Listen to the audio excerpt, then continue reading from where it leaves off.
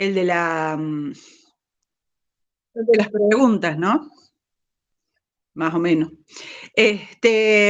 Bueno, vamos a comenzar entonces con la unidad 3, ¿sí? Vamos a ver qué dice la unidad 3, de qué se trata. Vamos a ir recogiendo conceptos que ya vimos en la unidad 1, en la unidad 2, y ahora los vamos a ir ajustando aquí en la unidad 3 y vamos a desarrollar nuevos conceptos. O sea que aquí muchas cosas que ya han aprendido de la 2 les van a ser muy útiles. La unidad 3 se llama la epistemología como pensamiento crítico, o sea que lo que vamos a trabajar aquí es el pensamiento crítico, ¿sí? El objeto, esto lo tienen en el programa, se los leo ahora para recordarlo, ¿no? El objetivo específico de la unidad 3 es, se espera que los alumnos puedan reconocer lo que es el pensamiento crítico para en un futuro poder aplicarlo a su práctica disciplinar, ¿sí? O sea, poder lograr entender para poder ejercer el pensamiento crítico, ¿sí? El problema que se aborda, siempre recuerden que la pregunta que ponemos ahí en el problema que se aborda es la que ustedes tienen que tener en mente siempre que lean todos los textos, ¿sí? De la unidad, porque esa es la pregunta que los atraviesa a todos los textos. En otro programa, otro profesor puede poner otra pregunta, e inclusive nosotros tenemos un texto que lo repetimos en 2 unidades con 2 preguntas diferentes. Por eso es importante la pregunta que ustedes visualizan para leer los textos.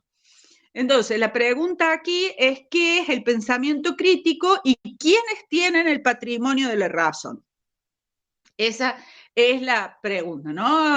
¿Quiénes tienen el patrimonio de la razón? La heurística, para leer los textos, ¿se acuerdan que por heurística entendíamos la hipótesis, la guía, ¿sí? Con la que leemos los textos?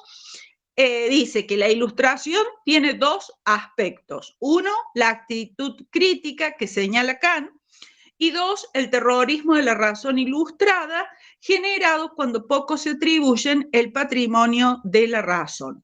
Buscar objetividad en la universalidad y no en la parcialidad autocrítica nos hace irresponsables. Esta última hipótesis, digamos, ya la tenemos que tener clara, de en quién estamos pensando cuando decimos eso. Buscar objetividad en la universalidad y no en la parcialidad autocrítica nos hace irresponsables. ¿De quién es casi, no digo textual, pero casi esa frase? Haraway, muy bien. Haraway, profe. Muy bien, Florencia, perfecto.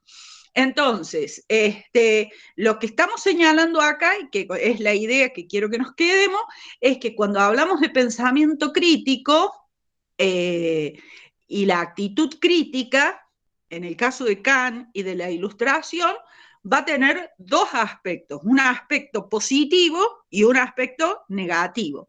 El aspecto positivo tiene que ver justamente con lo que nosotros vamos a entender por espíritu crítico, ¿sí? El de guiarnos por nuestro entendimiento, por nuestro propio entendimiento, no estar sujetos a dogmas, ¿sí?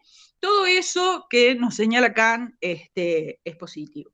Y el problema, lo negativo, es cuando esa razón ilustrada se vuelve terrorista, ¿sí? ¿Por qué? Porque empieza a ponerse en una situación hegemónica, se olvida de que es parcial, se olvida de que solo ve una parte, es irresponsable, es abstracta, ¿sí? Entonces, pero lo peor de todo es que todo lo que no se ajuste a sus métodos, a sus principios, se vuelve irracional. Entonces, como habíamos visto con Sousa Santo, es que, claro, se vuelve irracional. Como habíamos visto con Sousa Santo, eso es la base del pensamiento que genera los epistemicidios, ¿sí? Entonces, esos pensamientos, ese epistemicidio tiene como base esta idea, ¿sí? Que es justamente la de esta razón ilustrada como razón universal y que es a partir desde la cual se valoran todos los conocimientos, ¿sí? Entonces, bueno, los contenidos son justamente el pensamiento crítico. Acá vamos a ver que los autores básicamente son Kant, Foucault, Kuhn, el pensamiento crítico, Haraway, la epistemología feminista, son sobre más o menos los autores que vamos a trabajar. Bien, vamos a empezar con Kant, con el texto que es la ilustración, para ver esa definición que da Kant sobre la ilustración. Ustedes saben que de cada uno de estos textos ustedes tienen un video, ¿sí? Entonces, yo ahora lo que me interesa más es relacionar los textos y que ustedes vayan viendo cuáles son los detalles y todo eso en el video y fundamentalmente que vayan a los textos, ¿no? Ustedes saben que ni los videos ni estas clases sustituyen a los textos, ¿sí? Los textos siempre son sagrados, siempre hay que ir a los textos, ¿no? Bien, entonces vamos a comenzar con el texto de Kant, que se llama ¿Qué es la ilustración? Hoy la voy a subir, hoy voy a subir la guía y voy a subir lo que me ha sugerido Gabriela, este orden de lectura de los textos. Vamos a comenzar con Kant, entonces, el texto ¿Qué es la ilustración? Donde Kant define justamente lo que se entiende por ilustración y los rasgos de la ilustración, ¿no? Entonces, bueno, la primera idea que plantea Kant aquí en este texto es el de minoría de edad culpable. ¿Qué significa esto de minoría de edad culpable? Un niño, ¿sí?, que sigue los mandatos de sus padres, que está sujeto a lo que los padres dicen, bueno, es un niño que, o sea, por ser menor de edad, no es ningún problema, o sea, y está bien, digamos, que el niño, si es pequeño, esté sujeto a lo que dicen sus padres, porque si el niño, si los padres dicen, bueno, no cruces la calle, está bien que los niños tomen ese mandato. Aunque yo soy partidaria de que hay que desarrollar la capacidad de guiarse por el propio entendimiento desde que son niños, pero digamos allí no habría problema. Sin embargo, cuando ya son adultos, hay personas que se siguen comportando como niños, ¿sí? Y eso es lo que se llama la minoría de edad culpable. ¿Por qué es una minoría de edad culpable? Porque ya si tenés 18 años y seguís repitiendo como loro lo que dice tu mamá y tu papá, bueno, allí hay algún problema, ¿no? Entonces, hay una minoría de edad que es culpable, porque la persona ya no tiene esta minoría de edad jurídica, podríamos decir, y es culpable porque no asume la responsabilidad de su mayoría de edad. ¿Y qué quiere decir eso? Que no piensa por sí mismo, ¿sí? Se deja guiar en todo. Entonces, el médico piensa por él con respecto a su salud y su cuerpo, el sacerdote con respecto a su moral, ¿sí? Los profesores con respecto a lo que es verdadero o falso, pero no piensan por sí mismos, ¿sí? Siempre están delegando en otro la autoridad y el pensamiento. Y lo único que hacen es repetir. Porque una cosa es leer un texto, formarse, escuchar, y otra cosa es ya delegar totalmente la capacidad de pensamiento y de razonamiento en otro, ¿sí? Y que el otro nos dé todo servidito, todo masticadito y todas las respuestas. Por supuesto que esta minoría de edad es una forma de sujeción, ¿sí? Es estar sujeto, es estar, podríamos decir, esclavizado de alguna forma. ¿Se acuerdan que la clase pasada yo había hablado de que Aristóteles daba estas características de que Aristóteles no lo llama minoría de edad culpable, lo llama esclavitud por naturaleza, y lo que decía Aristóteles es que hay personas que por naturaleza, si es por naturaleza, es por esencia, es decir, que no pueden modificar su capacidad de pensar por sí mismos y siempre van a seguir a otros. O sea que Aristóteles no daba chance. El que nació, vamos a decir así, esclavo, no el esclavo jurídico, sino el esclavo en cuanto a que no piensa por sí mismo. El que nació esclavo, muere esclavo, no tiene posibilidad. En cambio, Kant no puede sostener eso porque Kant fundamentalmente concibe al sujeto humano como libre, ¿sí? Entonces, eso es fundamental. No puede decir que hay personas que por naturaleza son esclavos. Entonces, sí va a creer en la educación, ¿no? Le va a dar un valor importante a la educación. O sea, la educación es fundamental para que se pueda, digamos, para ayudar a las personas a salir de su culpable minoría de edad, ¿no? Entonces, ¿por qué? Porque para Kant no es que las personas que son culpables menores de edad lo son por naturaleza, no lo son por naturaleza, sino que lo son por comodidad, por pereza, ¿sí? Y porque a veces puede ser que no hayan tenido la chance, pero básicamente son por comodidad, son por pereza, ¿sí? Entonces, y les da pereza ejercer esta capacidad crítica de modo constante, ser responsables de modo constante, entonces mejor que otro piense por mí, ¿sí?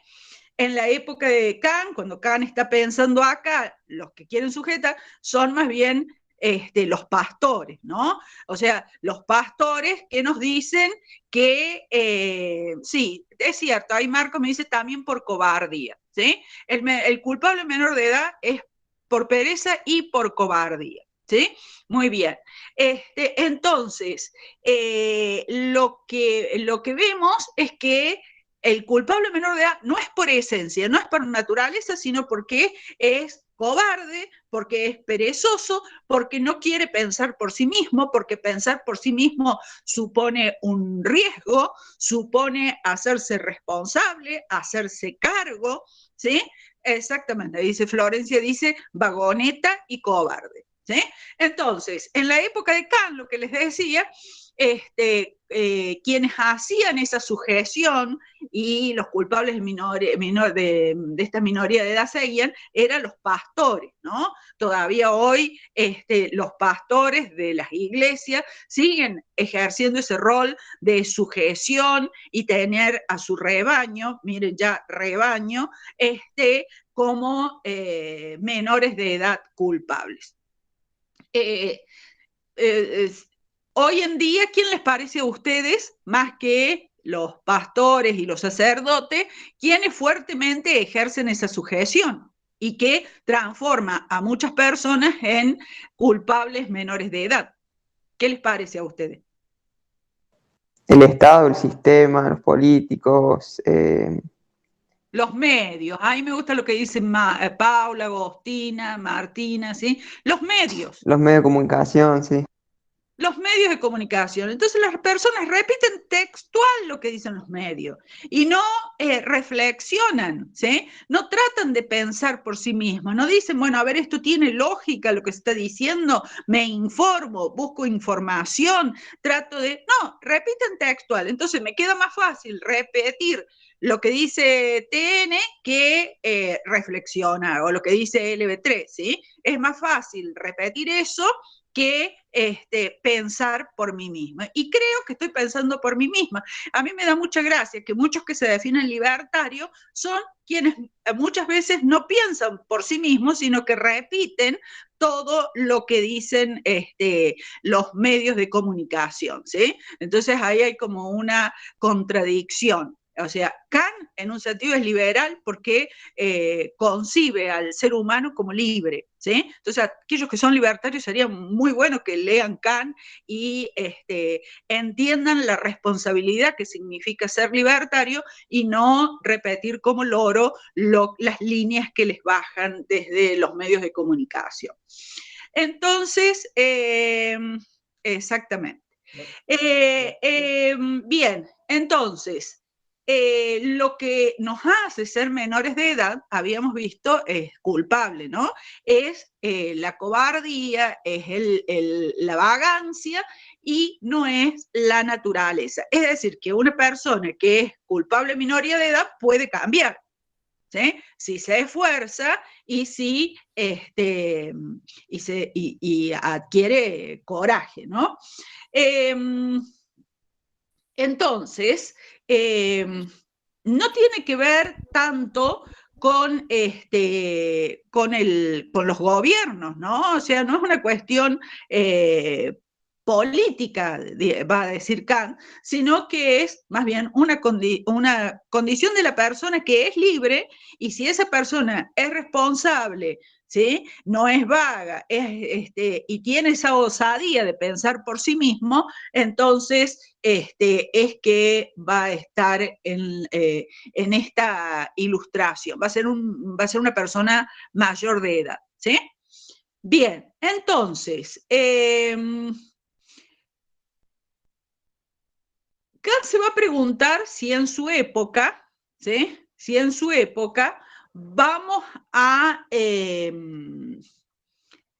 están ya en la ilustración, son ya ilustrados, o si, bueno, están en camino a la ilustración. Y Kant va a decir, bueno, todavía no se alcanzó en esta época la ilustración, pero sí hay muchas condiciones para que esa ilustración se dé, ¿sí? Entonces, esa va a ser digamos, el análisis que hace Kant de su propia época, que después cuando vemos el texto de Foucault retomamos esto, porque mientras que Kant, en la crítica de la razón pura, describe ese sujeto universal, ¿sí? En cambio, aquí lo que está analizando es su propia época, ¿sí? Es qué pasa en mi época, o sea, que hace una filosofía de su propia época, ¿sí? Entonces, se pregunta, bueno, a ver, ¿cómo está esta época con respecto a los valores de la ilustración? Y él va a decir, bueno, están dadas las condiciones, pero todavía no lo hemos logrado, ¿sí?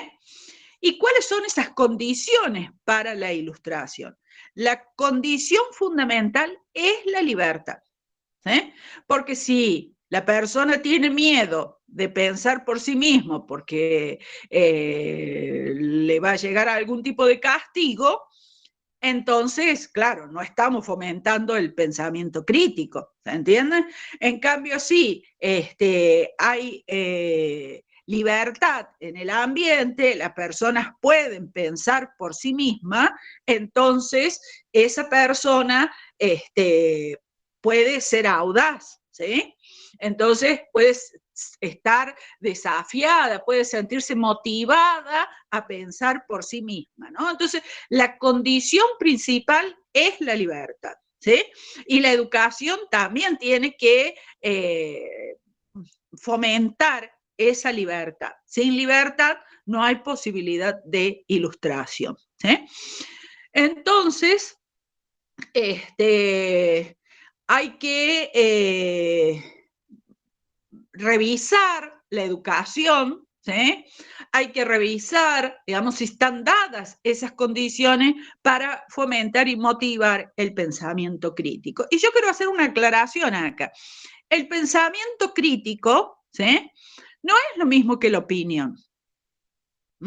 Porque hay mucha gente que cree, yo quiero dar mi opinión, ¿sí? Están yo los llamo opinionistas, ¿sí? Entonces yo quiero dar mi opinión, ¿no? Eso es una opinión es nada, ¿sí? Porque en mi opinión yo puedo estar repitiendo lo que dice TN y decir mi opinión es esa, ¿sí? Entonces no es opinión, es pensamiento crítico, ¿sí? Es decir, que es la persona que valiéndose de su propio razonamiento, de su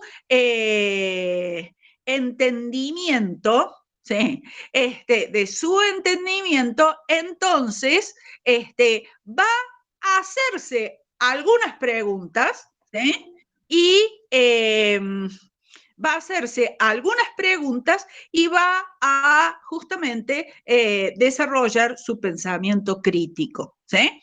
Yo creo que el principal motor, ¿sí?, del pensamiento crítico, ¿sí?, el principal motor del pensamiento crítico es justamente la pregunta, ¿no? Preguntarnos por nuestras creencias, por nuestras creencias fundamentales. ¿Por qué creo en esto?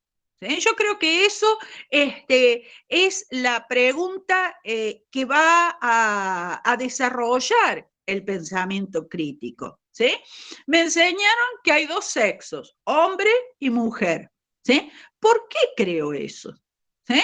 ¿Cuál es el fundamento? ¿Cuál es la base? Y ahí no tengo que ser vaga, porque para responder eso tengo que ponerme a leer, tengo que ponerme a estudiar, tengo que ponerme a pensar por mí misma, a averiguar, a investigar, ¿sí? No necesariamente una investigación académica, pero sí ponerme a averiguar, ponerme a pensar, leer, ¿sí?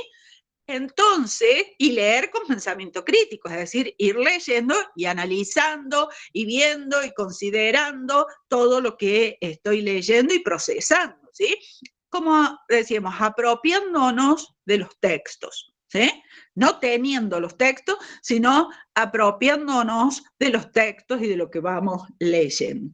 Entonces, eso, digamos, es lo que va a motivar el pensamiento crítico. O sea, es la preguntarnos por nuestras creencias. Es decir, porque si yo digo, mi opinión es que sí, hay hombre y mujer, y otro dice, no, mi opinión es que hay más hombres, hay más de dos sexos. Y bueno, yo opino esto, vos opinas esto. Y quedamos, y bueno, y vos opinas eso, yo opino esto, y ya está. Y cada uno opina lo que opina.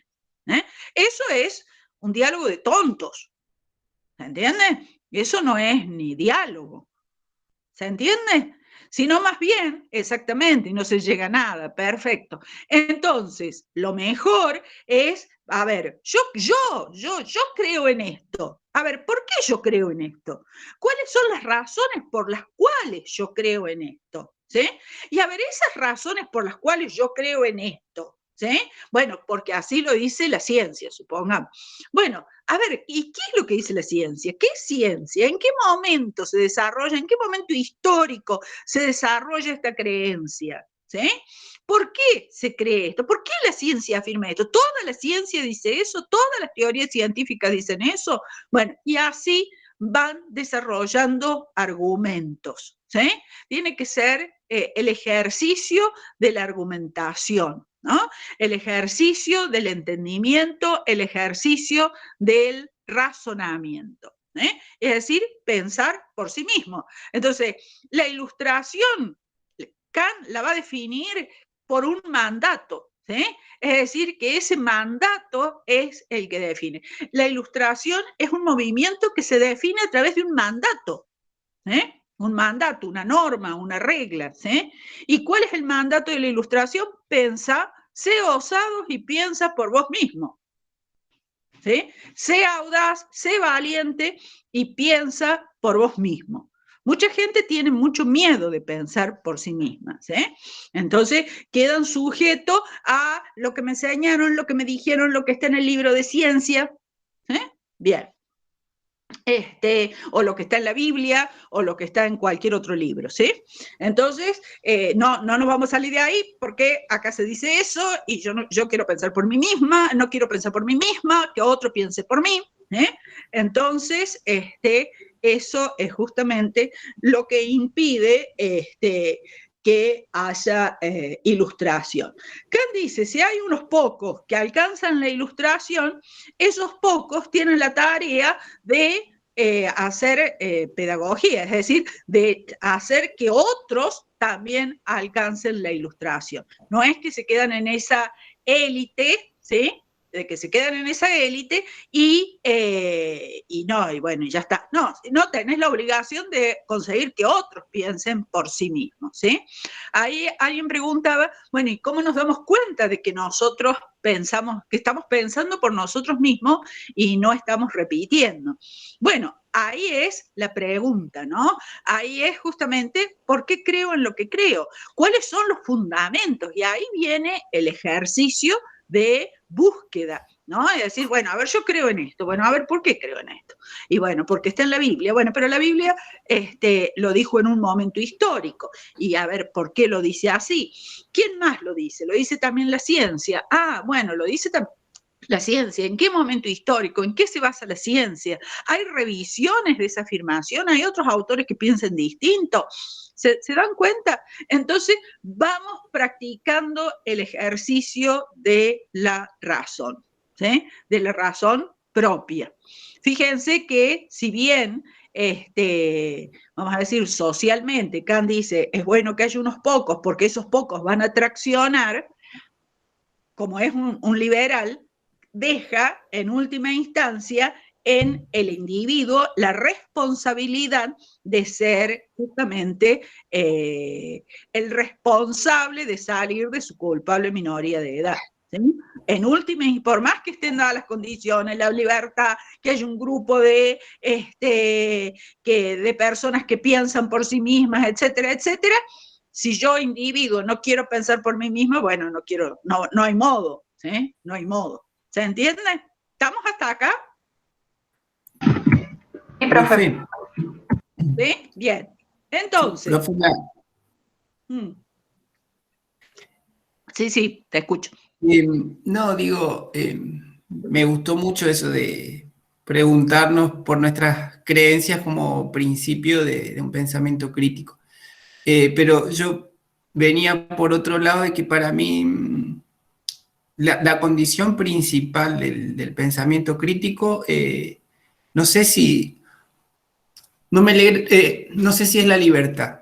O sea, me parece que son los recursos, las herramientas, porque digamos, supónganse que a mí me dicen, bueno, te dejamos que vos pienses por vos mismo, no, dejamos a un individuo libre, digamos, que piense por sí mismo. O sea, yo no creo que de ahí emerja, que de ahí surja un pensamiento crítico si es que no hay determinadas herramientas, digamos.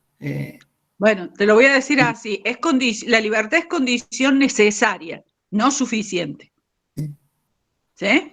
O sea, porque sin libertad no hay posibilidad de pensamiento crítico, porque las personas para pensar críticamente necesitan ser audaces, y si tienen miedo de que las vayan a matar, las vayan a meter presa por lo que piensan, entonces, bueno, no estamos fomentando el pensamiento. Entonces, la libertad es condición necesaria. Si no se da libertad, ni hablemos, ¿sí? Pero por eso también está la educación, y por eso Kant pone que haya unos pocos que se vaya dando eso y que esos traccionen a través de la educación, a través de la fomentación. Y ahí serían los recursos, ¿sí? De todos modos, los recursos sí son necesarios, la educación es necesaria, pero no vamos a caer de que una persona que es, vamos a decir, analfabeta, no tiene la posibilidad de pensar por sí mismo. ¿Eh? O sea, por supuesto que una persona que está formada, que tiene herramientas, tiene más posibilidades, pero tampoco podemos negar la posibilidad de pensar por sí mismo a una persona que no tiene recursos académicos, ¿eh? Entonces, porque si no caemos en algún problema, ¿no? Entonces, profe, a lo académico. Sí, Marcos. Son como dos cosas. De verdad yo me pregunto por los recursos, sin tratar de caer en lo que usted dice, pero después porque para mí es como evidente que libertad de expresión de alguna manera sobra, ¿no? O sea, es como que la libertad de expresión hay mucha, pensamiento crítico por ahí no tanto, o no en relación con la libertad de expresión que hay, ¿no? O sea, cualquiera puede decir cualquier cosa, o sea, me parece que simplemente por eso venía la pregunta, es como que... Sí, está bien. Por eso yo planteé la diferencia entre opinión y pensamiento crítico. ¿Sí? Esto que dice, cualquiera puede decir cualquier cosa, cualquiera puede opinar. De todos modos, la libertad es necesaria, es preferible que cualquiera diga cualquier cosa a que no se pueda decir nada, ¿sí? O solo puedas decir una sola cosa. Es preferible que, bueno, este extremo. Pero siempre es si uno dice, escucha el espectro de ese cualquiera puede decir cualquier cosa, si nos ponemos a escuchar, en el fondo todos dicen lo mismo. ¿Sí? Cuando decimos cualquiera dice cualquier cosa y empezamos a escuchar las cualquier cosa que dicen, en el fondo están diciendo lo mismo. ¿Sí? ¿Qué es lo que dice? Nada más que lo dicen, lo expresan como pueden, pero lo que están diciendo es repitiendo básicamente lo que dice un canal de televisión. ¿Entienden? Entonces, no hay tanta variedad en el espectro de las opiniones, en realidad. Si nosotros hacemos un análisis crítico de esas opiniones y las vamos escuchando y las vamos anotando, vamos a ver que no hay tanta variedad, ¿sí? Porque en realidad son opiniones, están repitiendo y no son resultado de un pensamiento crítico. Entonces, el pensamiento crítico, ¿se acuerdan cuando yo les conté el caso de ese profesor de España que, bueno, que los pone a los estudiantes? A veces una buena pregunta es más estimuladora del pensamiento crítico que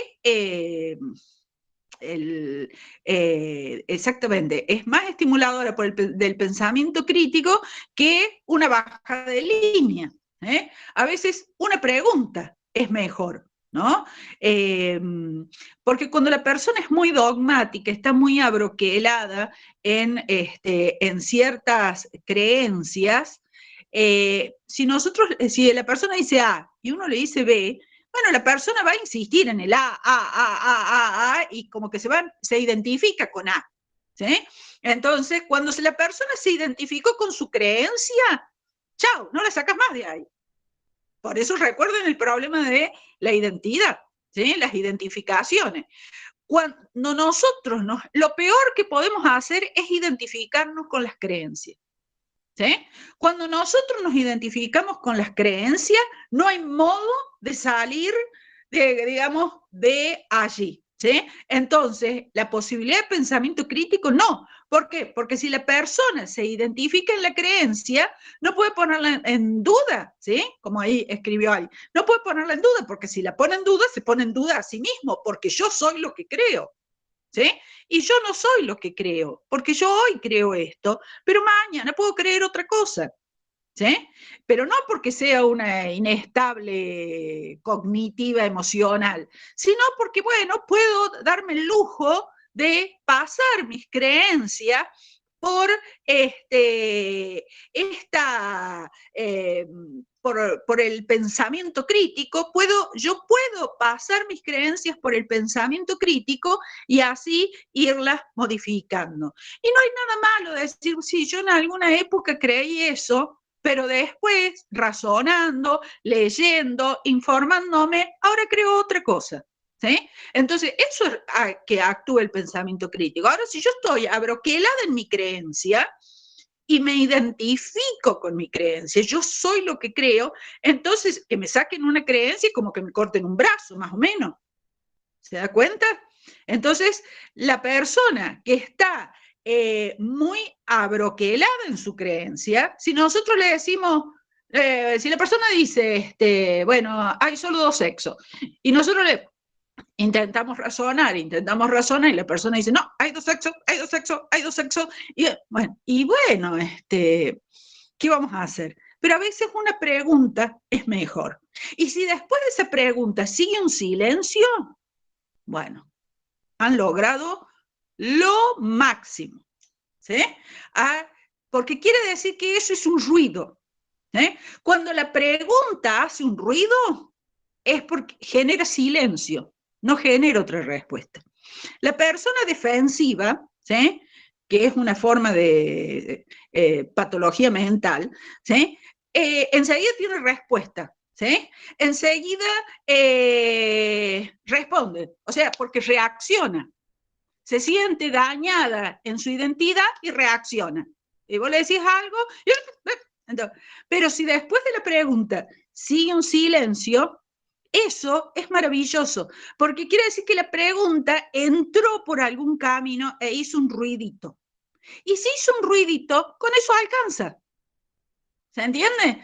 Pero si nosotros, ¿sí? Porque justamente todo lo que es el pensamiento de derecha, que es muy doctrinario, que es muy, la única forma, y esto está visto por psicólogos incluso, o sea, que nosotros, si nosotros a una posición tan dura le respondemos con otra posición dura y caemos en esto, yo opino esto, vos opinas esto, cuando muchos se podrán respetar lo que opina cada uno. Y entonces eso, digamos, no lleva a nada, ¿sí? O sea, no lleva a nada. Ahora, si nosotros empezamos a ver, bueno, a ver, a preguntar, ¿no? O sea, no sé, una vez yo iba en un taxi y era la mañana, yo a la mañana debo confesar que mis neuronas no son muy activas, entonces mis capacidades reactivas están bastante bajas, ¿no? Entonces, bueno, el señor del taxi estaba así con muchos deseos de hablar y me empieza a contar una historia de una persona que era mala, que no sé qué problemas tenía esa persona, y me cuenta, dice, no, dice, pero la vida castiga, Dios castiga. Oh, digo yo, ¿qué le habrá pasado a este ser? Entonces le digo, sí, le digo que. Y me dice, tiene un hijo de 20 y tantos de años. Ya cuando me dijo hijo, ahí yo ya presté atención, porque yo digo, está viendo el hijo como un castigo, a ver qué ha hecho este hijo. Yo pensé que el hijo, no sé, podría haber sido ladrón o algo así. Y me dice, no, dice, ¿sabe qué? Es gay. ¿Sí? Sí, Jimena. Me dice, es gay. Entonces le digo yo, pero, ¿y qué tiene, pero por qué, y qué tiene de malo eso? Porque yo como no me daba ni siquiera para debatir. Y le digo, ¿y qué tiene de malo eso? ¿Por qué eso es un castigo? ¿Qué tiene de malo? Y me dice, él creyó que yo no sabía el significado de gay, ¿sí? Entonces me explica, y me dice así muy bajito, ¿no? Y me dice, es que es homosexual, ¿no? Me dice así muy bajo. Y le digo yo, de nuevo, pero ¿y qué es lo que tiene de malo? ¿Sí? O sea, yo volví en mi pregunta, pero ¿por qué eso es malo? ¿Por qué eso es algo malo? Y me dice, ¿por qué? Y me explicaba lo que era ser homosexual. Y yo de nuevo, como no me daba ni siquiera para bajarle una teoría, le digo, yo vuelvo de nuevo con la pregunta, ¿y por qué eso es malo? O sea, yo que me digas por qué eso es malo. Silencio. Hasta que yo llegué a destino, ni una palabra, ¿sí? Calladito. Yo creo que esa pregunta, bueno, que me diga que por qué eso es malo, ¿sí? Que es la pregunta que me surgió en ese momento, algo le debe, algún ruido le ha producido, porque hubo silencio, ¿sí? Porque hubo silencio. Entonces, sí, se busca aprobación cuando se. Entonces, ese silencio es algo. A lo mejor no es hoy, a lo mejor no es mañana, pero a lo mejor dentro de un tiempo puede volver a decirse, bueno, ¿y por qué eso es malo? ¿Sí? Entonces, porque si no, caemos en esto. Yo opino esto, vos opinas esto. ¿Sí? Entonces, el pensamiento crítico es justamente tener esa capacidad de revisar nuestras creencias. Fundamentalmente, donde debemos ejercer el pensamiento crítico es hacia nosotros mismos. Normalmente mucha gente cree que ejercer el pensamiento crítico es con las creencias de los otros. No, tenemos que ejercer el pensamiento crítico con nuestras propias creencias. ¿Se entiende? Porque si nosotros ejercemos el pensamiento crítico, el pensamiento de los otros, qué fácil. ¿Sí? No, a ver, yo creo esto, ¿por qué yo creo esto? ¿Sí? ¿Por qué? A ver, tengo que investigar, ¿de dónde me viene esta creencia? ¿Sí? ¿Por qué pienso esto? ¿Sí? ¿Por qué creo esto? ¿De dónde me viene? ¿Quién me enseñó esto? ¿De dónde salió esta creencia? Y así, por supuesto, nunca vamos a, a revisar exactamente ahí lo que dice Paloma.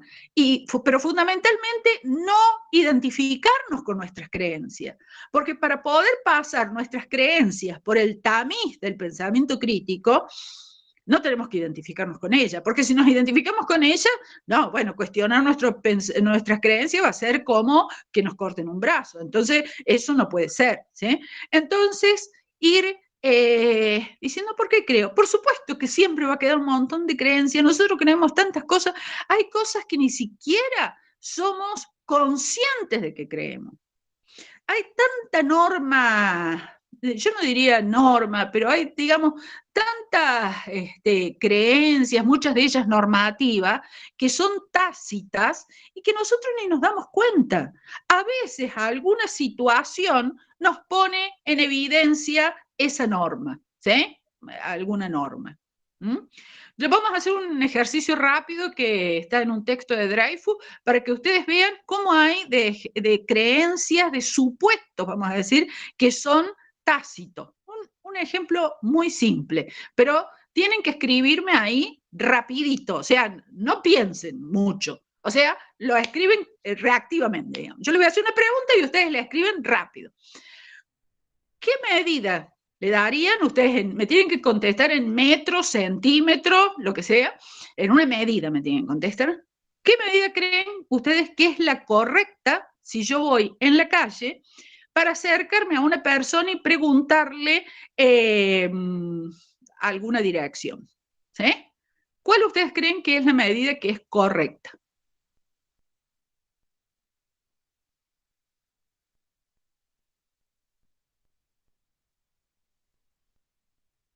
Bueno.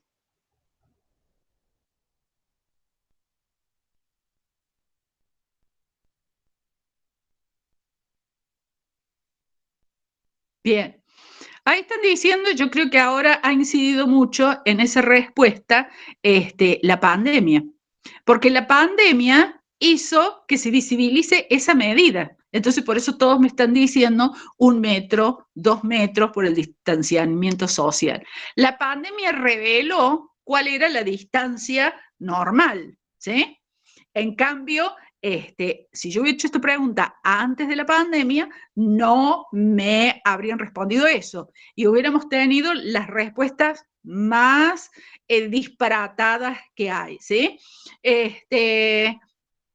Entonces, fíjense ustedes cómo un hecho pone en evidencia una cosa que nosotros no la teníamos, pero nosotros, sin embargo, sabíamos cuál era la distancia correcta. Porque antes de la pandemia, si una persona, aun cuando no hubiera COVID, si una persona se acercaba mucho a preguntarnos algo, nosotros lo veíamos como invasivo, ¿sí?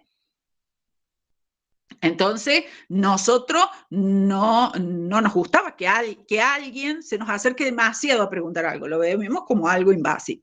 Si se ponía muy lejos, ahora es normal por la pandemia, pero estaba muy lejos, bueno, tampoco era muy bueno.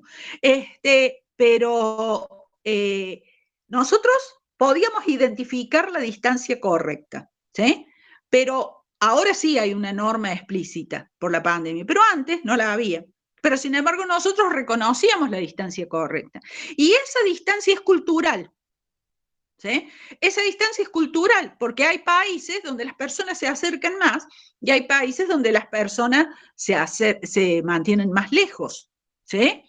El mirar fijo a los ojos, por ejemplo. ¿Sí?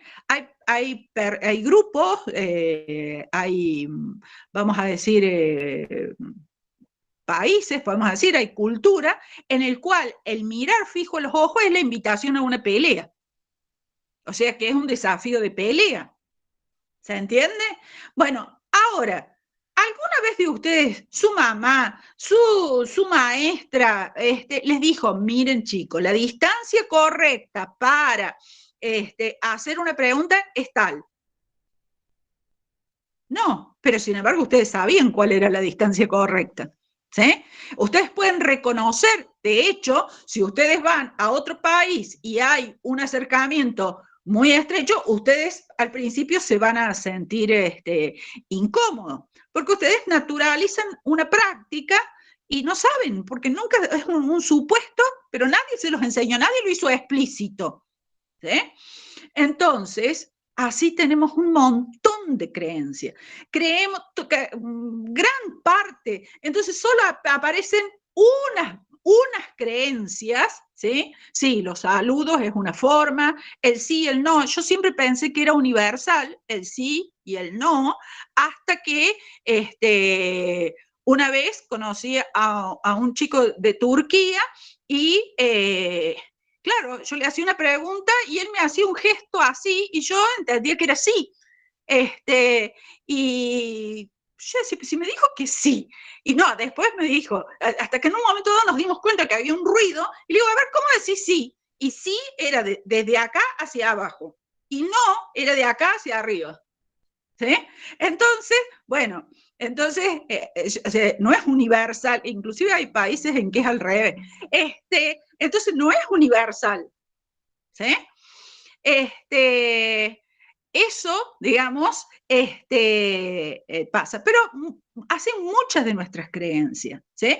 Muchas de nuestras creencias, nosotros no somos conscientes de esas creencias. Hay todo un entramado de creencias que nosotros ni siquiera accedemos a esas propias creencias. Pero a veces situaciones, ¿sí? Situaciones que nos hacen ver que algunos gestos son culturales, que son nuestras creencias y eso, digamos, nos pone en evidencia, digamos, y nosotros vamos viendo, bueno, esto hay que revisarlo.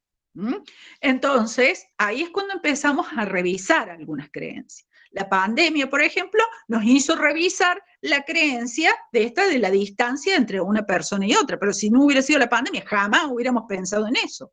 ¿Se entiende? Entonces, revisar nuestras creencias. Siempre va a quedar un montonazo de creencias para revisar, pero a medida que por alguna circunstancia o algo van emergiendo algunas, entonces, bueno, a esas pasarlas por el tamiz del pensamiento crítico. ¿Sí? Fíjense que yo les había dicho que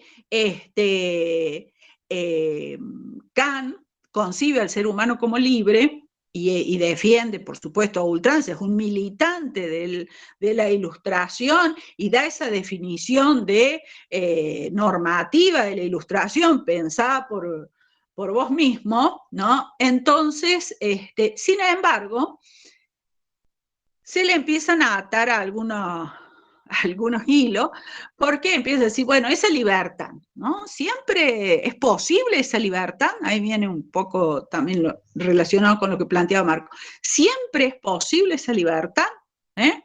Y ahí él va a diferenciar entre lo que es el uso público de la razón y el uso privado de la razón, ¿sí? Entonces, si soy a ver, hay un lema que dice, sé todo lo libre que quieras para pensar, piensa lo que quieras, pero paga los impuestos. ¿Sí? ¿Por qué? Porque esa libertad no puede ir, y eso es un problema que va a tener Kant, no puede ir en contra del Estado. ¿Sí? Entonces, por eso, pensa todo lo que quieras, sé libre, tenés libertad de pensamiento, pero paga los impuestos. ¿Sí? Entonces, eso. Ahora, ¿yo puedo criticar los impuestos? Sí. ¿Puedo analizar y decir estos impuestos son una barbaridad? ¿Va a decir Kant? Sí. Sí, claro, puedo hacerlo. Y ese es un uso de la razón, digamos que es el uso público, y esa crítica a los impuestos no debe ser coartada. Y ahí esa es la libertad que defiende Kant, ¿sí? Entonces, esa es los dos usos de la razón, el privado y el público y el privado, ¿no? El privado es, bueno, si por ejemplo, soy un soldado, ¿sí? Y bueno, si soy un soldado, tengo que obedecer lo que se dice, lo que me mandan a hacer, ¿no es cierto? Pero aquí se le van a atar algunas ramas y va a decir, bueno, especialmente a algunos que defendieron el tema de la obediencia debida, ¿no? Pero, pero yo puedo criticar, ¿sí? Lo que hace ese jefe que manda, ¿sí? Entonces, allí Kant tiene un problema que yo personalmente creo que no lo resuelve felizmente. Sí, Marco. No, saqué los auriculares por sacarlo, pero sí estaba pensando en, digo, los límites de ese planteo, porque usted como docente, por ejemplo, también se supone, así como el soldado, o como que no podría decir cualquier cosa, ¿no? Hay como un uso, se le limita en algún punto el uso de la razón, digamos, hay una política educativa, no sé. Mi planteo con respecto a esa figura del soldado o del cura que pone él también, que no puede decir cualquier cosa cuando está, supóngase, dando misa, pero sí cuando sale de ahí. Mi pregunta es, ¿qué capacidad crítica uno podría tener si su actitud en esos lugares es siempre de obediencia, digamos, ¿no? O sea, no, No, bueno, no ocurre. vos podés, mira, las instituciones ponen normas, ¿sí? Yo, como pertenezco a una institución, tengo que obedecer, cumplir con esas normas, ¿sí? Porque bueno, sí, puedo ser hasta sancionada. O puedo, porque se supone que la norma es para evitar alguna injusticia, alguna situación de algún estudiante, ¿sí? Entonces, alguna situación que perjudique a algún estudiante o que perjudique a la institución. Entonces yo no puedo, esto creo que es una norma implícita, no sé si está explícita, pero yo no puedo faltarle el respeto a un estudiante, no puedo humillarlo, digamos. Yo no puedo decir algo acá que humille a un grupo de estudiantes, que humille a una etnia o humille a un grupo, ¿no? O sea, eso no lo podría hacer, eso sería objeto de sanción, pero sin embargo hay docentes que lo hacen. El caso de ese docente de medicina que contaba ese chiste con una carga de género despectiva, entonces, bueno, claro, ustedes en psicología quizás no lo vean tanto, pero hay otras facultades donde, bueno, las mujeres son objeto de burla, de risa, etc. Entonces, eso, digamos, tiene que estar pautado de alguna forma. Pero aún así hay normas, ¿sí? Aún así hay normas que uno puede también cuestionarlas. ¿Sí? Entonces, si ponen una norma, como por ejemplo, doy un ejemplo concreto, donde nosotros tenemos que entregar las notas en 15 días, ¿sí? Pero tenemos 1.100 estudiantes y y somos 3 docentes, los cuales corregimos solo 2, bueno, y en el caso del práctico solo 1, entonces, obviamente me ponen una norma que yo no voy a poder cumplir. Entonces, aceptar esa norma es aceptar que voy a estar en condición de ilegalidad casi automáticamente, porque yo no voy a poder cumplir esa norma. ¿Se entiende? Entonces, bueno, si ustedes ven el cronograma, yo señalo y digo, ¿por qué no puedo cumplir esa norma? Esa norma es violenta porque automáticamente me pone en condición de ilegalidad porque sé que no lo voy a poder cumplir. ¿Se entiende? Paloma, sí, estás levantando ahí la mano. Sí, profe. Bueno, iba un poco por ese lado, ¿no? O sea, cuando la ilegalidad directamente se ejerce y uno no está en condición de hacer otra cosa. o va en contra, digamos, de los deseos, como en algún momento, por ejemplo, fue la homosexualidad, que era tomada como algo que iba en contra de la comunidad, y hoy es algo legal. Entonces, como, no es solo a nivel discursivo, sino también a nivel de las prácticas, me parece que se va haciendo ese movimiento. Exactamente. Ustedes piensen que la transgresión a la norma y por lo tanto la delincuencia, vamos a decir, con la delincuencia considerado como una transgresión de una norma, es relativa, ¿sí?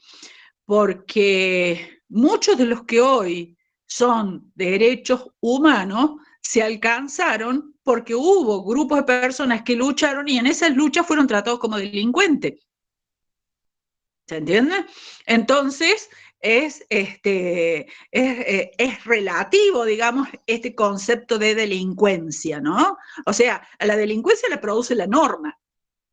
Entonces, cuando nosotros, como sociedad, digamos, ponemos una norma, ahí generamos la delincuencia, porque a todo aquel que se viole esa norma, va a pasar a ser delincuente. No solamente en ámbitos públicos, también en ámbitos privados, ¿sí?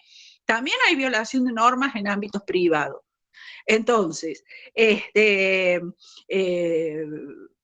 es lo que tenemos que ir entendiendo y hacer también un análisis crítico de la norma. Bueno, ahí van a ir entendiendo eso. La norma es un mandato, ¿sí?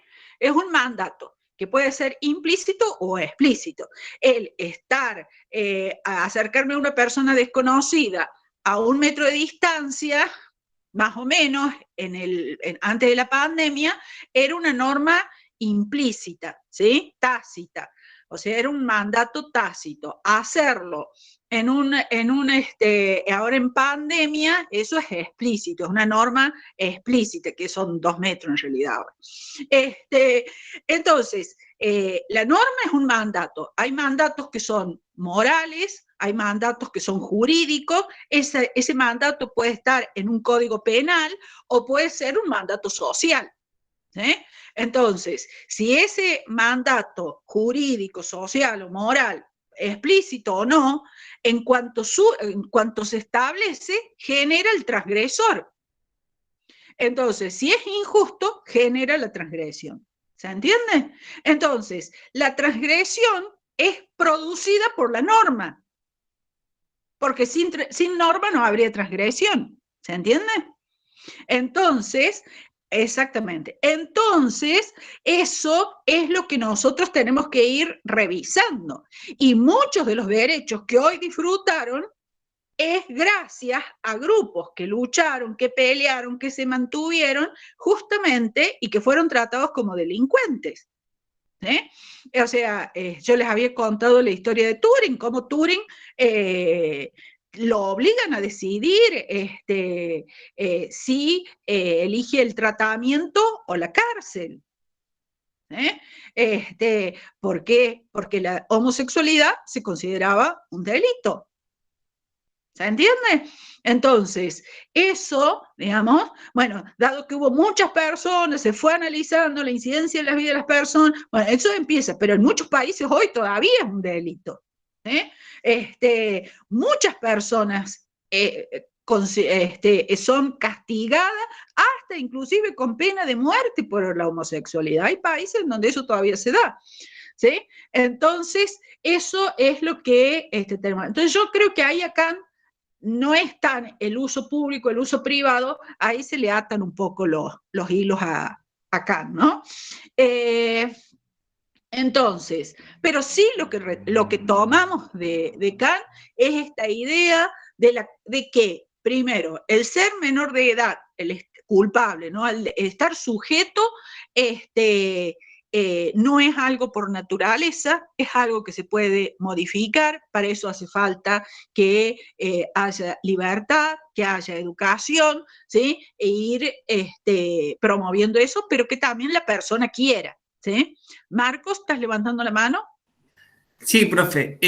Yo, para por ahí decirlo mejor, digamos, esto del uso público y el uso privado de la razón, para mí es como el punto en donde el pensamiento de Kant o su planteo se vuelve conservador, digamos, en esa distinción. Y, Se vuelve conservador con respecto al Estado, ¿sí? Porque no puede negar el Estado, ¿eh? Sí, y, o sea, y comparto que nosotros, muchas de las cosas que nosotros, de los derechos, por ejemplo, que disfrutamos, lo tenemos por la desobediencia, no por la obediencia, digamos. No. Sí, Sí. sí, exactamente. Bien, ¿y cuáles entonces las cosas que va a señalar Foucault con respecto? Estamos en las clases, tomamos los textos para ir debatiendo, para ir ampliando, ver otras aplicaciones. Ustedes tienen que ir a los videos donde ahí está expuesto bien el texto, con los detalles, y ir a los textos, ¿no? Eso lo repito siempre. Pero sí me interesa que vamos charlando y como saliendo un poco del texto y ver los alcances del texto, ¿no? Ahí Foucault hace en el texto que es la ilustración, donde él analiza el texto de Kant, justamente va a poner como una novedad esta reflexión filosófica de Kant sobre su propia época, ¿sí? Entonces me parece que allí se empieza a abrir una posibilidad de, si bien Kant es el pensador del sujeto universal, trascendental, etcétera, etcétera, sin embargo, allí se puede abrir, digamos, una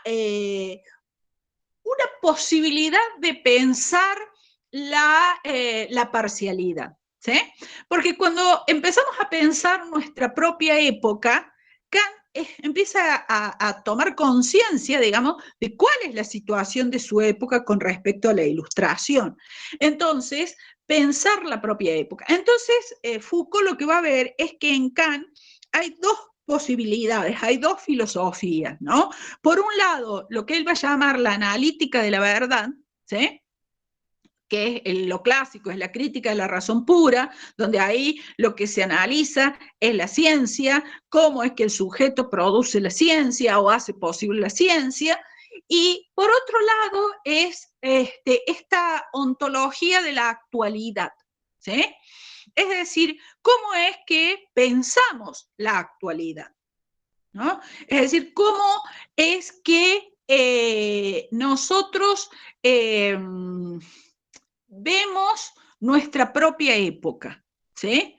¿Qué es lo que somos? ¿Cómo se configura? ¿Qué es lo que creemos? ¿Por qué creemos? Y ahí está, digamos, la reflexión, y ahí fíjense que el pensamiento crítico es justamente en función de esa ontología de la actualidad. La otra es la analítica de la verdad, ¿eh?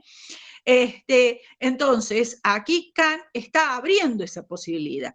El problema es que en Kant, si bien Foucault los plantea como distintos, pero en Kant están atados, porque la ontología de la actualidad está ligada a una racionalidad, a un modelo de racionalidad que es el que da la analítica de la verdad. ¿Se entiende? Foucault los plantea como dos cosas separadas, pero yo creo que también ahí Foucault se queda corto, ¿sí? Porque lo que no ve es que esa ontología de la verdad está en Kant, está atada a ese modelo de racionalidad que se ve en la analítica de la verdad. ¿Se entiende? O sea, Foucault los plantea como separados, como esos dos Kant, digamos, uno que hace analítica de la verdad y otro que hace ontología de la actualidad, pero en realidad Foucault queda un poquito corto ahí, porque Foucault no se da cuenta de que la ontología de la actualidad de Kant está, o sea, el análisis que él hace de su propia época está ligado a el modelo de racionalidad que plantea en la analítica de la verdad. Por eso ahí en Kant es que da pie, digamos, inclusive en su propio análisis de época, si bien abre a esta parcialidad en la ontología de la actualidad, abre estas posibilidades que se van a desarrollar después, que es lo que desarrolla Harvey y todo, estaría, podríamos decir, una semillita ahí en Kant, Pero en Kant todavía está atado esa ontología de la actualidad a ese modelo de racionalidad. Entonces, eso es justamente lo que plantea Foucault, ¿no? Que hay estos dos aspectos en la filosofía de Kant. Y la filosofía, en la ontología de la actualidad, lo que está problematizando es justamente la propia actualidad. ¿Sí? Es decir, que cuando filosóficamente se problematiza la propia actualidad, estamos haciendo ontología de la actualidad. ¿Sí? Eso es ese modo de filosofar. O sea, ya no hablamos de alguna cosa universal, sino que estamos hablando de nuestra propia época, de nuestro propio momento histórico. ¿Sí? Bien. Entonces, bueno, alguna cosa que señala allí Foucault, que un rasgo de esa ilustración es que se define a sí misma, y se define a sí misma como mandato, ¿no? O sea, eso lo habíamos visto ya en Kant, y eso es lo que señala Foucault, ¿no? Foucault también analiza allí otro texto de Kant sobre la revolución, y entiende y se pregunta qué es la revolución. Piensen que Kant está muy próximo de la Revolución Francesa, y lo interesante acá que va a tomar Foucault, y que es lo que señala Kant en otro texto que ustedes no tienen, que justamente, bueno, a ver, si la revolución es solamente cambio de gobierno, entonces, bueno, y si seguimos pensando lo mismo, y bueno, entonces no, la revolución, que significa cambio, en realidad no hay tal cambio, ¿sí? Y entonces, ¿qué es lo importante de la revolución? ¿No? Y ahí lo que va a señalar Kant es el entusiasmo por la revolución. Y lo que se hereda de la revolución es el entusiasmo por la revolución. ¿Sí? Porque ese entusiasmo por la revolución es justamente lo que nos hace, lo que nos motiva el pensamiento crítico, ¿no? O sea, es justamente ese entusiasmo, ¿no? Y eso es importante tenerlo. Entonces, estas dos tradiciones críticas que funda Kant se enlazan, están enlazadas, no son dos tradiciones críticas que no estén separadas, se enlazan en Kant, ¿sí? Y ese enlace es justamente el que va a Kant, es el que va a hacer de la ilustración un terrorismo. ¿Sí? Porque cuando esa ontología de la verdad, ese análisis de la actualidad, solo es pensado desde un modelo de racionalidad como el que está expuesto en la analítica de la verdad, entonces, bueno, ahí caemos fácilmente en un terrorismo de la razón. Y el terrorismo de la razón es justamente el que produce los epistemicidios que vimos en Sousa Santos. Entonces, ahí me preguntaban justamente, bueno, el concepto de suceso, que yo se los explico ahí en un video, no es un suceso, no es un hecho que lo tenemos que analizar causalmente, ¿no? Sino que un suceso es algo que se da, que tiene un impacto y que se transforma en signo, ¿sí? Y ahí están los rasgos del signo rememorativo, demostrativo, pronóstico. Entonces, la pregunta es, ¿qué es lo que hace que la revolución sea un signo, ¿no? Y justamente ahí está el tema de este entusiasmo, ¿no? Que eso lo podemos llevar a distintas revoluciones. Ese es el análisis que hace Foucault del texto. Yo les pido, por favor, que vayan al otro video, donde ahí hacemos un análisis más detallado, y que fundamentalmente que vayan al texto, ¿no? Ahí Marcos pregunta, ¿qué nos entusiasma hoy? Es una buena pregunta, ¿sí? ¿Cuál sería el entusiasmo de hoy? Bueno, Pienso, por ejemplo, profe, en cómo los grupos que no participaron, por ejemplo, de los pañuelazos o del movimiento por la legalización del aborto, fueron sumándose en entusiasmo, o como, por ejemplo, hay muchos chistes que antes se hacían abiertamente en la televisión, que hoy, desde fuera de los grupos que pelearon por eso, se están empezando a aceptar. exactamente. Yo no diría que por eso que en esta época no hay entusiasmo, pero sí diría que justamente la marea verde ha sido lo que ha marcado el gran camino de entusiasmo, creo que lo más revolucionario que ha habido en los últimos tiempos ha sido la marea verde. Soy una convencida de eso. Pero creo que sí, que hay otros entusiasmos, hay otros movimientos que se plantean, digamos, en algunos otros aspectos. Porque no toda revolución es un cambio, implica un cambio, digamos, a través de las armas, ¿no? A través de un cambio de gobierno. La revolución que genera la marea verde es esto que señala Paloma, la cuestión de los chistes, la cuestión de, de cómo se valora la sexualidad, de considerar otras disidencias, ¿sí? Aunque todavía hay mucho trabajo por hacer allí. Marcos. No, a mí es posta a posta, es una recontra opinión, pero todo lo que entusiasma la ira. O sea, me quedé pensando en eso, ¿no? O me pregunto si, no es para que lo diga usted, pero si la de Milei, por ejemplo, no es una ira que entusiasma, no es un enojo que entusiasma, si no es ese también un rasgo de época, digamos. Me quedé pensando en eso nada más. Yo te puedo decir cómo lo entiendo yo, ¿sí? Yo creo que vos hablaste de ira.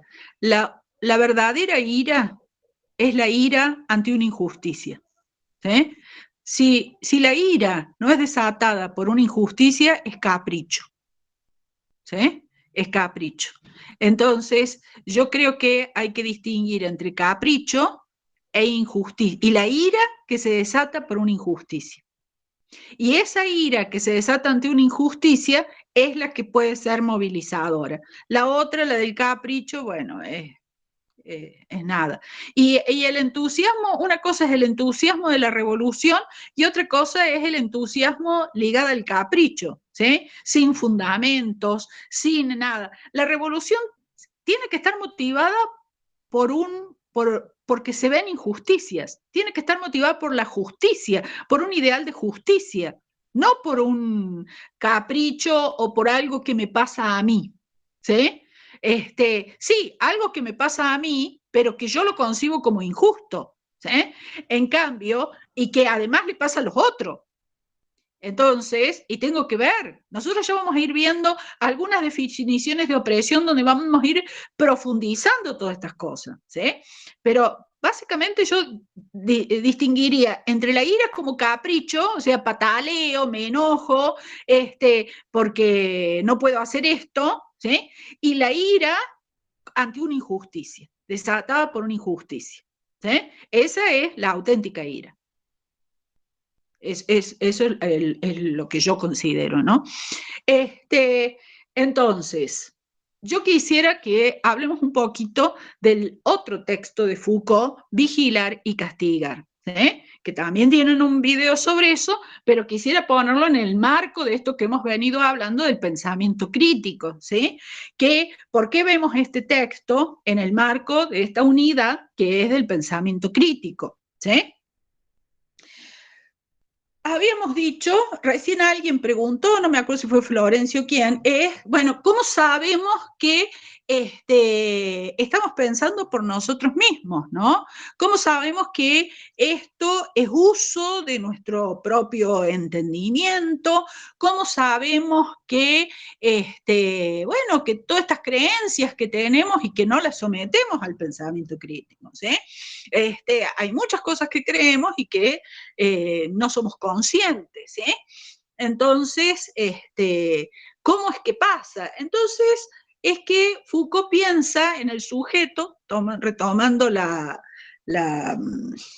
unidad anterior, el sujeto como sujetado, ¿sí? Y sujetado a una serie de cosas, a una serie de dispositivos, ¿no? Que son dispositivos de poder. Y lo que va a analizar es esos dispositivos de poder en la edad moderna, donde la característica que empiezan a tener estos dispositivos es que no son visibles, ¿sí? Nosotros ya hablamos del tema de la visibilidad y de la invisibilidad respecto al poder, ¿sí? Entonces, lo que vemos es que estos dispositivos actúan de un modo más invisible, ¿sí? Bien, Jimena, ¿sí? Así es. Entonces, eso, digamos, es lo que Foucault nos va a mostrar en este texto. Cuando yo lo leí por primera vez a este texto, tuvo un impacto en mí. Yo creo que de los textos que yo he leído a lo largo de mi vida, este es uno de los textos que más impacto ha tenido en mí, porque es un texto que de alguna forma lo atraviesa a uno, ¿sí? Porque uno empieza a decir, ah, sí, esto me pasó, esto así. Yo cuando iba al colegio era así, ¿sí?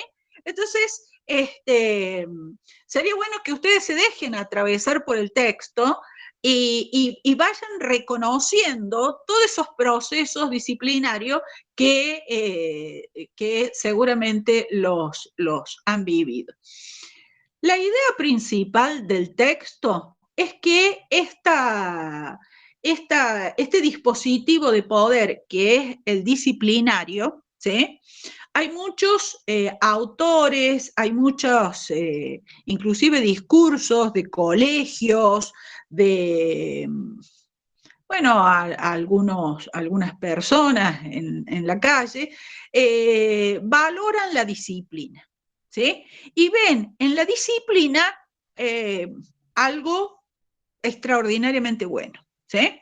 Y cuando se habla no sé, de la juventud, es que le falta disciplina, ¿sí? Entonces la disciplina aparece como algo que está muy bien y que está altamente valorada. Pero una cosa es la autodisciplina, una cosa es la disciplina de los monjes que se encierran a meditar y que obviamente siguen disciplinas rigurosas, pero son disciplinas elegidas, digamos. Y otra cosa es cómo la disciplina nos produce a nosotros mismos, ¿sí? Nosotros hemos sido fabricados por la disciplina, ¿sí? Y aquí ya vemos que ese ideal o ese sujeto kantiano libre, ya acá empezamos a revisarlo un poco, ¿no? A ver que, bueno, no somos tan libres, ¿no? Esto para los libertarios. Entonces, ¿cómo la disciplina nos produce? ¿Sí?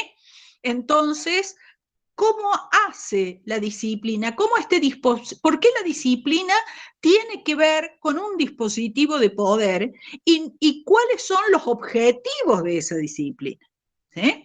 Entonces, eso es lo que analiza para mí muy magistralmente este texto, ¿no?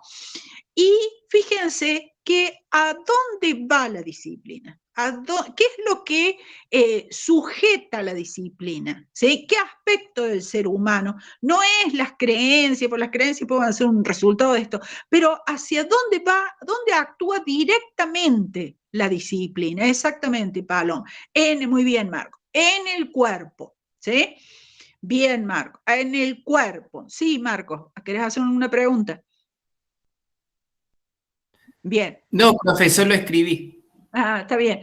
En el marco, perdón, en el marco, en el cuerpo, ¿sí? En el cuerpo. Esta disciplina actúa fundamentalmente en el cuerpo. Es decir, que nuestros cuerpos son productos de la disciplina, ¿sí? Son producidos por la disciplina. Aquí Foucault va a hablar del hombre máquina, ¿sí? Es decir, este cuerpo producido por el dispositivo disciplinar es el cuerpo máquina, ¿sí? Esa es la idea principal. Entonces, ¿cuál es la, vamos a decir, tiene dos variantes esta disciplina, no dos variantes, me estoy expresando mal, tienen como dos patas, ¿sí? Que trabajan juntas. Son distintas, pero trabajan juntas en la producción de estos cuerpos. Por un lado está todo lo que sea el estudio y el saber relacionado con el cuerpo, ¿sí? Y ahí está las concepciones médicas, por ejemplo, ¿sí? Toda la medicina que está es en función de una política. Entonces empezamos a ver ahora la medicina, y no solamente la medicina, sino también los saberes sobre la salud mental, etcétera.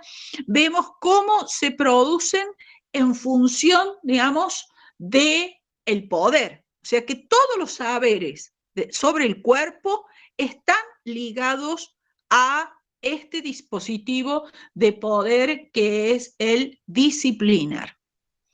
Y eso es importante que lo vamos entendiendo. Entonces hay un saber, por un lado, que se desarrolla. Entonces se empieza a estudiar en detalle el cuerpo humano y se lo estudia como máquina, ¿no? Es lo que hablábamos en alguna oportunidad de ese sujeto cadavérico, el cuerpo en la mesa de disección. El cuerpo que se estudia en la mesa de disección es un cuerpo máquina, es un cuerpo cadavérico, es un cuerpo muerto, ¿sí?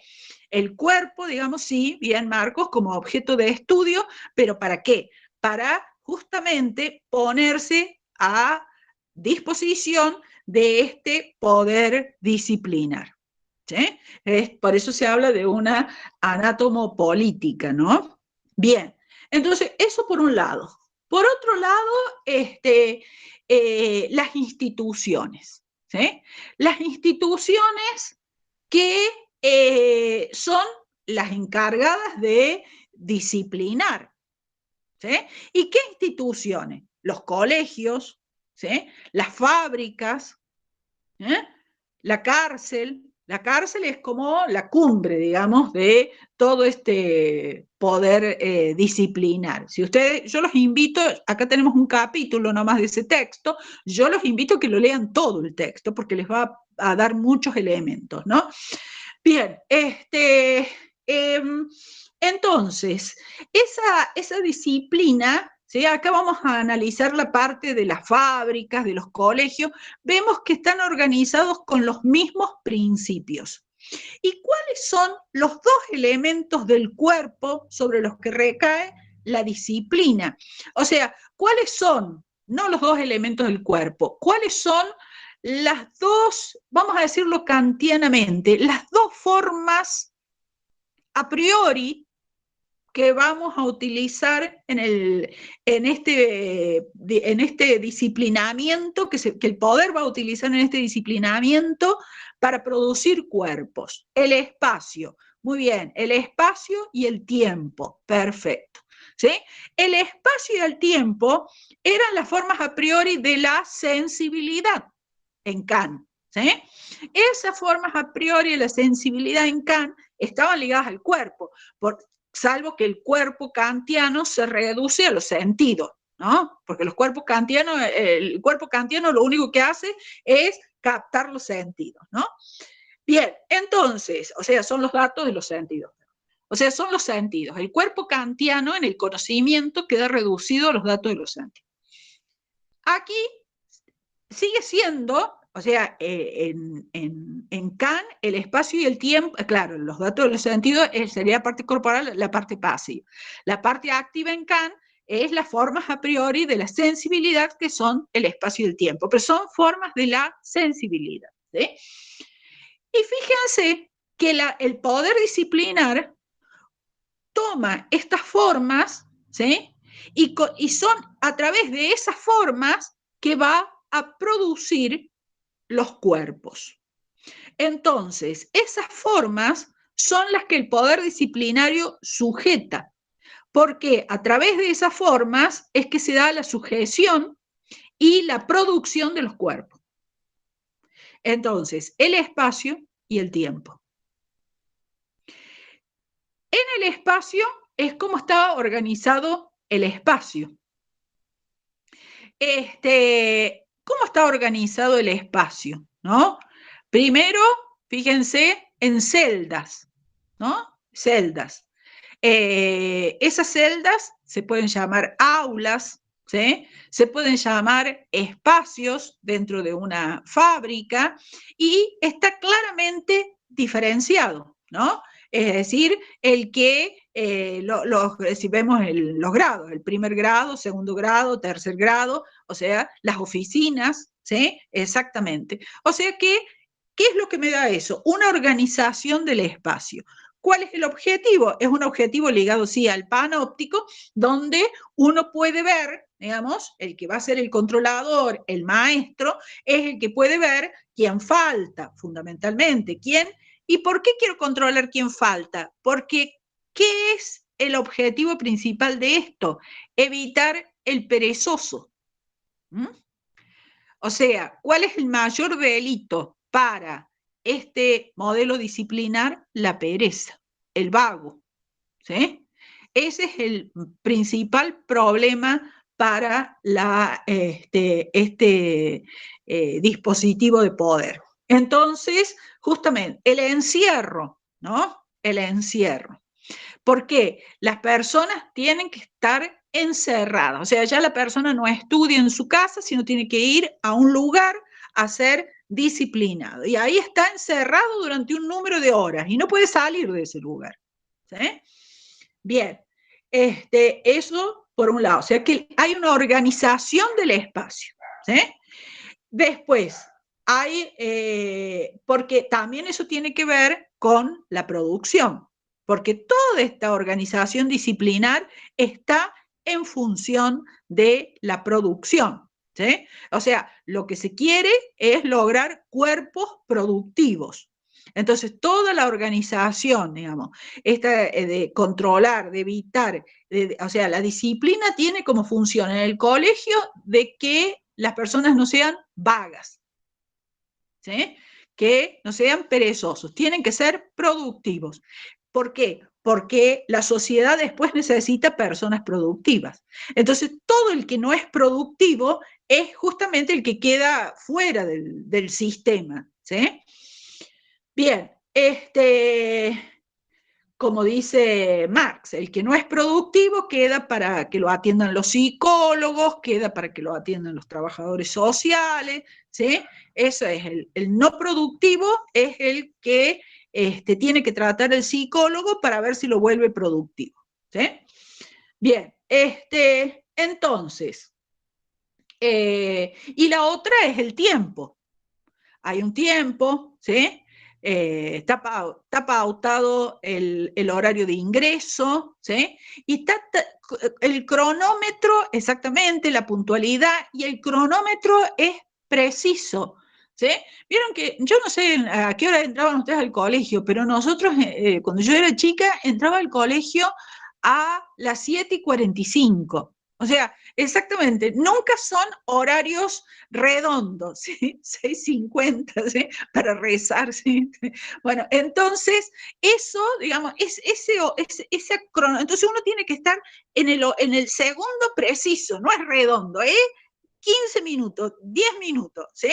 Eso tiene que ver con el control, ¿no?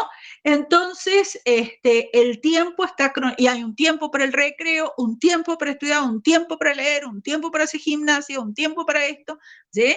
Ese es la organización del tiempo. O sea, ¿por qué? Porque tiene que ver con el tiempo de producción.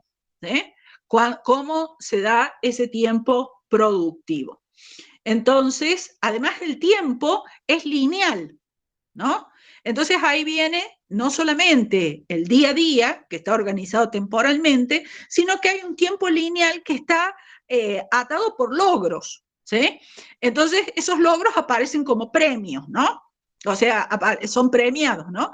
Y entonces el alumno que está en primer grado después pasa a segundo grado, que si está en segundo grado quiere decir que alcanzó los logros que se planteaban en primer grado, entonces tiene que pasar a segundo grado, y así, y va pasando, y entonces ustedes cada vez que rinden una materia es porque alcanzaron esos logros y pasan a la otra. Entonces es un tiempo lineal, ¿sí? Es un tiempo lineal. Eso. Entonces, esa linealidad en el tiempo es en función de logros alcanzados, ¿no? Entonces eso la persona sabe y le dan un premio y la persona está chocha y está feliz porque ha logrado, ¿sí? Pasar, alcanzar los objetivos, ¿sí? Y es más, los informes de las maestras, objetivos alcanzados, objetivos logrados. Entonces ese es el tiempo lineal, ¿no? Y les dan ejercicios, ¿sí? Hay ejercicios, esos logros se miden a través de ejercicios. Si logra resolver estos ejercicios, entonces puede pasar al grado siguiente o al año siguiente o a la materia siguiente, ¿sí? Entonces, eso es el excelente felicitaciones, quiere decir justamente lograste hacer este ejercicio, alcanzaste el objetivo, pasamos al próximo, ¿sí? Con una carita sonriente dice, ay, muy bien. Y el niño se pone chocho porque alcanzó el objetivo, ¿sí? Y en realidad es porque está siendo disciplinado, ¿sí? Bien, y así tiene que ver entonces estos ejercicios y se va construyendo, porque el objetivo es construir una fuerza productiva. ¿Pero qué es? ¿Qué es el objetivo? Por un lado, nos quieren fuertes, en el sentido físico, fuerte, para producir más y mejor, ¿sí? Entonces, esa es la fuerza productiva, ¿no? O sea, que podemos, pero por otro lado nos quieren débiles con respecto a nuestra capacidad de pensar por nosotros mismos, ¿sí? Es decir, que nos quieren, ser disciplinados significa eso, ser obedientes, es decir, ser menores de edad culpables, ¿sí? Y nos quieren, además de ser menores de edad culpables, nos quieren que tengamos capacidad de trabajo, ¿sí? Entonces, productivos, ¿sí? A mí muchos me dicen, ay, sí, qué bárbaro, la capacidad de trabajo que tiene esa persona. Bueno, o sea, ser productivo, ¿no? Capacidad de trabajo quiere decir eso, ser productivo. Entonces, lo importante es que el poder disciplinar produce cuerpos productivos, ¿sí? O sea, el poder disciplinar produce cuerpos y esos cuerpos son productivos. Pero además produce, que esto no lo tienen en este texto, pero sí lo tienen en otros textos de Foucault, produce al delincuente y produce al loco. La cárcel, con todo su sistema disciplinario, produce al delincuente. Y el loco es producido por el manicomio, ¿sí? Entonces, eso es importante que lo vean, ¿no? ¿Cómo es que la cárcel produce? Eso no lo tienen acá, se los digo yo ahora, en este texto, que es el texto, que es un capítulo más adelante que tienen ahí de Foucault, ¿cómo es que la cárcel produce al delincuente? Bueno, antes de entrar a la cárcel, la persona cometió una transgresión a alguna determinada norma, ¿sí? Entra a la cárcel y cuando sale de la cárcel sale delincuente, ¿sí? ¿Por qué? Porque ya la sociedad no se va a preguntar por qué estuvo en la cárcel, ¿sí? Porque no es lo mismo alguien que entra por un crimen grave que a lo mejor alguien que entró a la cárcel por algún delito menor. Queda que ya pasó por la cárcel, ¿sí? para la sociedad. Entonces, le va a costar estar en trabajo, le va a costar conseguir trabajo, le va a costar una serie de cosas, porque ya, si estuvo en la sociedad piensa así, si estuvo en la cárcel es porque es delincuente. ¿Se entiende? Entonces, la cárcel produce la delincuencia, ¿sí? Y lo mismo si alguien tiene la mala suerte de estar encerrado en un lugar de salud mental. Ahí pasa a ser el loco, ¿no? Producido por el manicomio. Entonces, lo que es interesante ver es justamente me he hecho confundir ahí, Mario, la productividad de del poder disciplinario, que el eje es producir, y lo que produce es un hombre máquina, un cuerpo máquina, ¿sí? Y esa producción intervienen no solamente las instituciones con sus reglamentos, hay que leer los reglamentos de las instituciones. Ustedes que ya son alumnos con espíritu crítico, busquen los reglamentos de las instituciones donde hicieron su secundario o de los lugares donde trabajen y analícenlo. Me gustaría que la clase que viene traigan alguno de esos reglamentos y podamos ver alguno para ver cómo las instituciones están, digamos, son una de las patas de ese poder disciplinario, ¿sí? Y además, este saber que se desarrolla, ahí me dice el reglamento de mi secundaria que no nos dejaba usar aros, ¿sí? Bueno, porque tiene que ver sobre el cuerpo, ¿sí? Si nos pintábamos las uñas, mi acto mayor de rebeldía en el secundario era ir con las uñas pintadas, ¿sí? Entonces, si nos pintábamos las uñas, si nos vestimos así, el largo de la pollera, me acuerdo que el largo de la pollera estaba reglamentado, creo que tenía que ser algo así, de 2 centímetros, no me acuerdo si era por debajo, por arriba de la rodilla, y que no podía ser, y te medían con 1 centímetro si la pollera no respetaba ese largo, el corte de pelo, 3 dedos de la rodilla exactamente, por teñirte el pelo, no podías teñirte el pelo, tenías que estar bien peinada, el cabello recogido, ¿sí? Bien, todas esas son normas sobre el cuerpo, ¿sí? Por pintarte, exactamente. Todo eso es sobre el cuerpo, ¿no? Que si bien el uniforme uno puede defenderlo diciendo, bueno, porque evita las diferencias sociales, y podemos decir que eso es lo bueno del uniforme, porque si no hubiera uniforme, se notarían mucho las diferencias sociales, digamos, por la ropa, la calidad de ropa. Y otra cosa es los uniformes, digamos, que están tan reglamentados que ya tienen otro objetivo. Yo siempre, una vez iba caminando y veía unas pibas que salían del secundario y venían caminando adelante y les veía el uniforme, ¿no?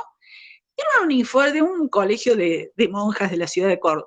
Era un uniforme tan feo, con unos colores tan feos. Y yo pensaba, ¿no? Hay que odiar mucho a la juventud para hacer que estas criaturas tan lindas, tan explosivas de vida, se pongan esa ropa tan horrible, ¿no? Hay que realmente odiar la juventud para hacer que usen ese uniforme. Un uniforme horrible, ¿sí? Bueno, entonces, que las chicas siempre le ponían su creatividad porque usaban las medias de una determinada forma, se ataban el saco de una... Entonces, pero no solamente en los colegios católicos, bueno, pero esa cosa sobre el cuerpo, ¿no? O sea, sobre el cuerpo disciplinado, ¿sí? Entonces, todas esas características tienen que ver con ese disciplinamiento. Y bueno, y el ejercicio de los docentes. Los docentes estamos para disciplinar. Por eso tenemos que evaluar, por eso tenemos que seguir una serie de pautas, ¿sí? O sea, la función del docente es de disciplinar. O sea, yo creo que junto con la policía, los docentes somos lo que formamos parte del engranaje del sistema disciplinar, ¿sí? Entonces, y somos los que controlamos, para eso tenemos que evaluar, ¿sí? Y somos los que controlamos que ese engranaje funcione. ¿Se entiende? Entonces, bueno, hay que ir revisando todas esas cosas. Bueno, entonces, sigamos acá. Entonces, la disciplina está atada a una exigencia económica, ¿sí? Es decir, que el poder disciplinar y la economía son uno, porque esa economía, que es la economía del capitalismo, requiere cuerpos productivos, ¿sí? Entonces, a esos cuerpos productivos hay que producirlos, ¿sí? Como se producen máquinas, hay que producirlos. Para producirlos se necesitan dos cosas, un saber sobre esos cuerpos, para hacer, porque lo que se quiere es que ese cuerpo sea eficiente, ¿sí? Entonces, esos cuerpos tienen que ser eficientes y esa eficiencia, digamos, que se logra a través de ese saber, todo ese saber está al servicio de ese poder disciplinar. Y por el otro lado, los reglamentos de las instituciones, donde pautan a través de sus normas todo las condiciones, y fíjense que el poder disciplinario va al detalle, ¿sí? A las 7:45, ¿sí? El detalle del minuto, ¿sí? La pollera a 2,5 centímetros de la rodilla, ¿sí? Siempre es el detalle, ¿no? Entonces, controla el poder disciplinario, controla el detalle y actúa directamente sobre el cuerpo del individuo y lo produce. O sea, produce una individualidad. No es sentate derecho, cómo te tenés que sentar, cómo tenés que escribir, todo eso tiene que ver con la posición, ¿pero para qué? ¿Porque me cuidan mi espalda? No, pero no porque le importe yo, porque está bien, sí, yo también a mi sobrino le digo, ponete derecho, porque está 10 horas en la computadora y se tuerce, ¿sí? Bueno, ponete derecho, pero no es porque, digamos, entonces a mí sí me interesa el cuerpo de ellos, pero si no, porque tiene que ser, digamos, disciplinado, porque es más productivo, ¿sí? Va a poder estar más horas frente a la computadora, frente a ejerciendo su tarea, si se sienta derecho, ¿sí? Si no, le va a empezar a doler la espalda. ¿Se entiende? Pero no porque a mí sí me preocupa mi sobrino, claro. Pero al poder disciplinar no es porque le preocupa la espalda de las personas si le duele o no, sino porque si le duele no va a ser eficiente. Entonces lo que se busca es la eficiencia. ¿Se va entendiendo? ¿Se entiende lo que estamos planteando? Bien. Entonces, sí, profe. Lo que vemos aquí es cómo nuestras creencias, pero ya no solamente nuestras creencias, sino por qué nos sentamos como nos sentamos, por qué hablamos como hablamos, porque tienen que ver, porque hemos pasado por toda esta estructura disciplinar, digamos, que es la de este dispositivo, el dispositivo disciplinario, ¿sí? Sí, entonces, que actúa sobre el detalle, actúa sobre el cuerpo, pero tiene como un objetivo que le ha planteado la economía. Eso es lo que tenemos que ver. Eso es lo que tenemos que ver con el pensamiento crítico, ¿sí? Entonces, eso es justamente de lo que y por esta razón es que este texto yo lo puse aquí. Después vamos a ver el texto de hay dos textos de dos compañeras de ustedes que yo voy a hacer una cosa muy rápida la clase que viene, pero ellas han hecho sus videos porque yo se los pedí. Ailén Ceballos es una estudiante que está haciendo su tesis, que espero que la termine pronto, y ella trabaja el tema de la criminalización del aborto, o sea, está haciendo su tesis conmigo, y la criminalización del aborto justamente como esa criminalización que es producida por este poder disciplinario, ¿sí? Y también Vera allí lo que hace, que también es otra, que también hacemos fuerza para que terminen sus tesis pronto y se reciban pronto, ver el tema de el debate sobre la baja de edad de punibilidad. ¿Sí? Ahí Vera dice que en los debates el argumento que se utiliza para bajar la edad de punibilidad es justamente, ¿sí? Es con una visión del poder disciplinario, o sea, es para disciplinar. Entonces están esos dos textos. Ustedes saben que la cátedra tiene una revista que se llama Heterocronías y que escriben estudiantes, que yo espero que ustedes sean también los próximos que van a escribir ahí en esa revista, y vamos incorporando algunos de esos textos en el programa, porque una de las concepciones del texto es que todos somos sujetos epistémicos y que bueno, que si ustedes van produciendo sus conocimientos, ustedes mismos pueden también, bueno, ser leídos por sus compañeros al lado de Foucault. La revista se llama Heterocronías, la encuentran en el portal de revistas de la UNC, y si no, tienen el link de los trabajos ahí, pueden ir y buscar los otros. Bien, entonces,